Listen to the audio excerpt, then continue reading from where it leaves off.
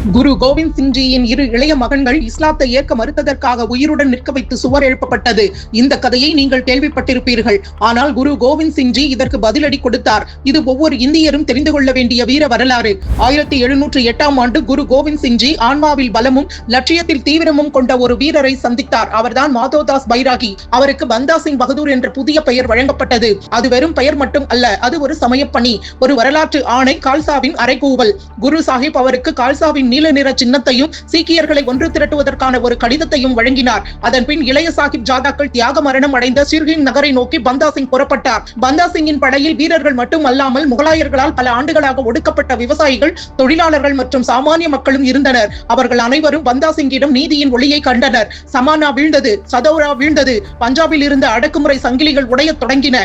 ஆனால் அவர்களின் உண்மையான இலக்கு ஒன்றாகவே இருந்தது. அதுதான் சிர்ஹிந்த். பிஞ்சு சாஹிப் தாதாக்கள் கொல்லப்பட்ட அதே மண். வசீர் கான் வானத்தில் இருந்து எந்த ஆபத்தையும் உணரவில்லை. ஆனால் பஞ்சாப் மண்ணின் நடுக்கத்தை அவனால் கேட்க முடிந்தது. கால்சாக்கள் வருவதை அவன் உணர்ந்தான். 1710 மே மாதம் 2 வெவ்வேறு காலகட்டங்களை பிரதிபலிக்கும் இரு படைகள் சப்பர்சிரி, தற்போதைய மொஹாலிக்கு அருகில் போர்க்களத்தில் நேருக்கு நேர் சந்தித்தன. ஒரு புறம் எண்ணிக்கையில் அதிகமாகவும் நவீன ஆயுதங்களை கொண்டும் மட்டற்ற ஆணவத்துடனும் இருந்த முகலாய படை, மறுபுறம் எண்ணிக்கையில் குறைவாக இருந்தாலும் அசாத்திய துணிச்சலுடன் இருந்த கால்சா படை.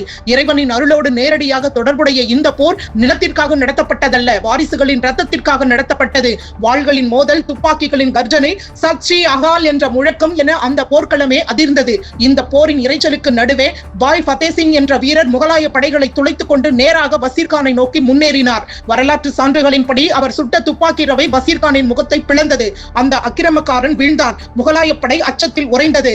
அந்த போர்க்களம் முழுவதும் வாஹே குருஜி கி கால்சா, வாஹே குருஜி கி ஃபதே என்ற முழக்கம் எதிரொலித்தது. மாலைக்குள் முகலாய படை முழுமையாக அழிக்கப்பட்டது. சிர்ஹிந்தின் கதவுகள் திறக்கப்பட்டன.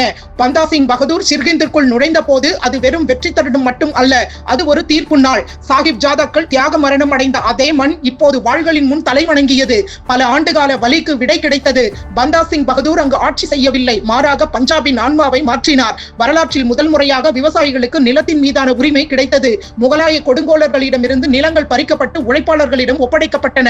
நாணயங்கள் வெளியிடப்பட்டன. அதில் பின்வருமாறு பொறிக்கப்பட்டிருந்தது: தேக் தேக் ஃபதே நுஸ்ரத் பே தரங், யாஃபத் அஸ்னானு குரு கோவிந்த் சிங். நானக் மற்றும் குரு கோவிந்த் சிங்கின் அருளால் வெற்றியும் உதவியும் கிட்டியது.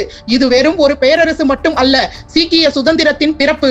வரலாற்றில் முதல் சீக்கிய அரசு சிர்ஹிந்த் வெற்றி என்பது சாஹிப் ஜாதாக்களின் மரணத்திற்கான நீதி. பஞ்சாபின் விடுதலை மற்றும் மகாராஜா ரஞ்சித் சிங்கின் சீக்கிய பேரரசு உருவாவதற்கு காரணமான ஒரு பொறி.